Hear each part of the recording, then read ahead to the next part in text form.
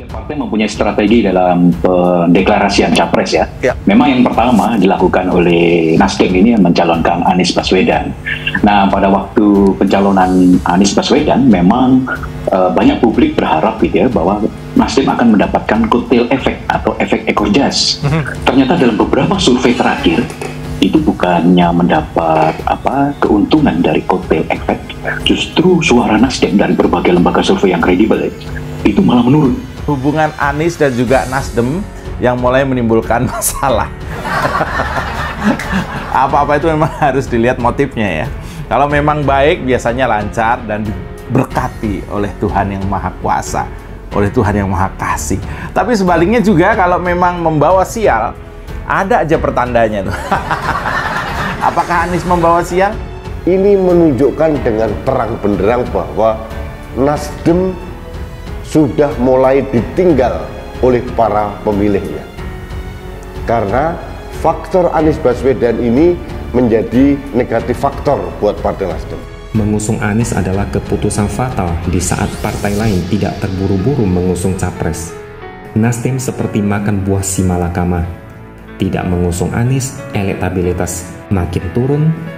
Mengusung Anies, elektabilitas juga tidak meroket, malah dapat tambahan bonus, yaitu partai diplesetkan jadi Nasdem. Makanya tidak heran, bulan ini Nasdem layak dapat penghargaan sebagai partai yang paling banyak dikritik dan dihujat. Dari Litbang Kompas cuma 4,3%, dari LSI DNIJA hanya 3,9%, dari SMRC hanya 5,4%, dan paling jeblok dari Indeks Start 2,1%.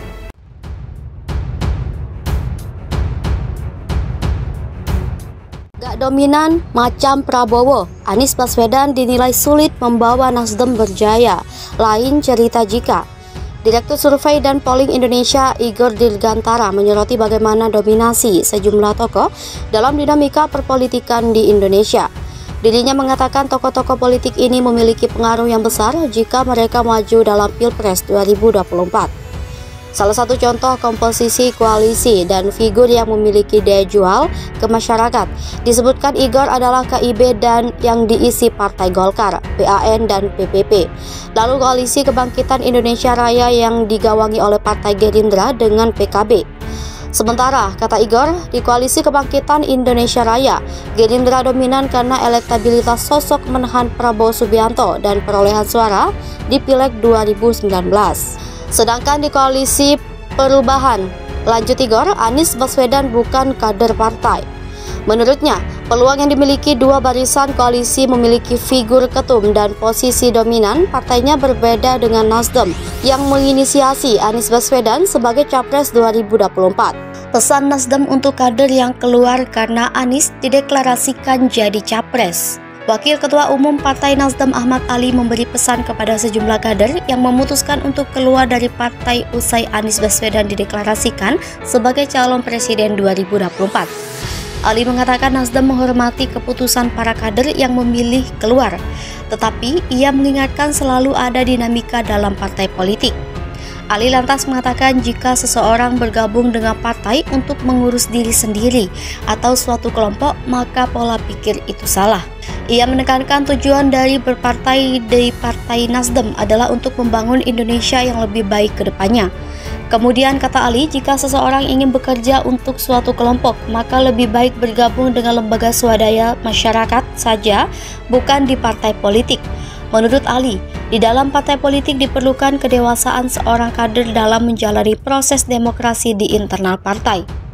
Lebih lanjut, Ali memberi tips untuk kader Nasdem yang memutuskan keluar dari partai karena tidak setuju dengan keputusan mengusung Anies Baswedan menjadi capres.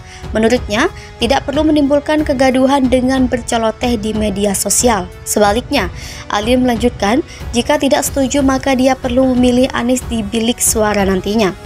Sementara itu, Ali juga menyampaikan rasa terima kasih kepada salah satu kader Nasdem yang keluar, Niluh Jelantik.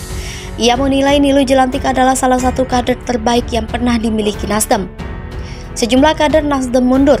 Diketahui, langkah Partai Nasdem mendeklarasikan Anies Baswedan sebagai capres yang akan diusung pada pemilihan presiden 2024 menuai beragam reaksi dari sejumlah kader. Pengumuman untuk mendukung Anies menjadi capres disampaikan Ketua Umum Partai Nasdem Surya Paloh di Nasdem Tower, Gondang Dia, Menteng, Jakarta Pusat.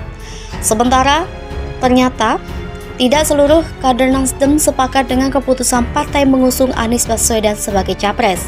Ada kader yang terang-terangan menyatakan ketidaksetujuan, tetapi yang lainnya mendukung keputusan itu. Contohnya di kota Semarang, Jawa Tengah, sejumlah kader Partai Nasdem di ibu kota itu menyatakan siap tidak sejalan dengan keputusan mengusung Anies Baswedan menjadi capres. Pernyataan sikap menolak tersebut disampaikan dengan cara keluar dari keanggotaan partai. Salah satu penyebab Hanandityo mengundurkan diri karena tak setuju dengan keputusan partai yang mengusung nama Anies Baswedan sebagai calon presiden.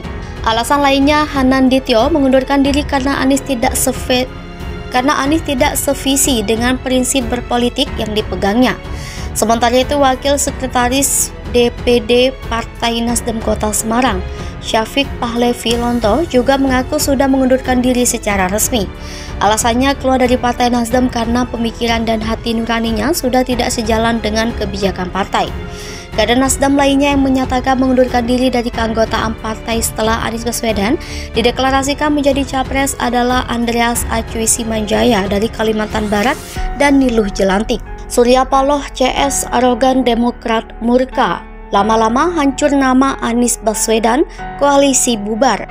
Wakil Sekretaris Jenderal Partai Demokrat Johnson Sitindaun angkat bicara setelah Nasdem terus-terusan memunculkan nama-nama baru yang dianggap berkompeten menjadi calon wakil presiden pendamping Anies Baswedan.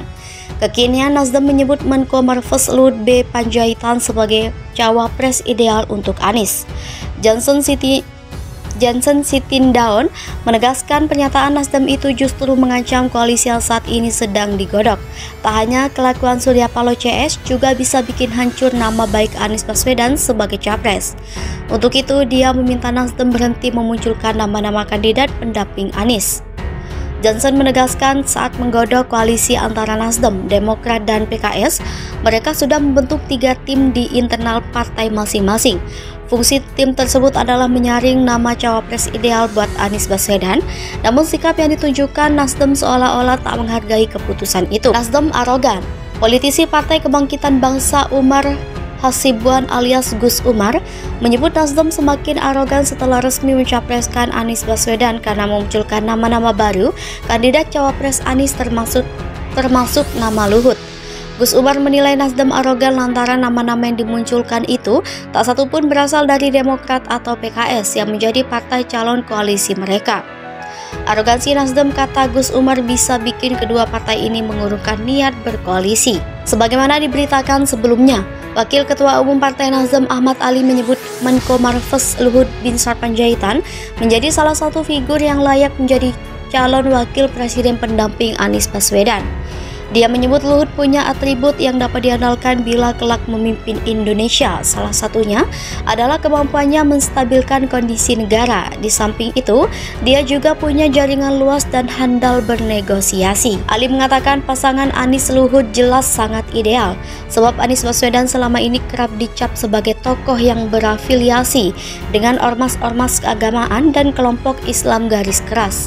Dengan kehadiran Luhut sebagai pendamping Anies, maka isu-isu seperti itu dapat dinetralisir sebab Luhut adalah seorang Kristen yang taat.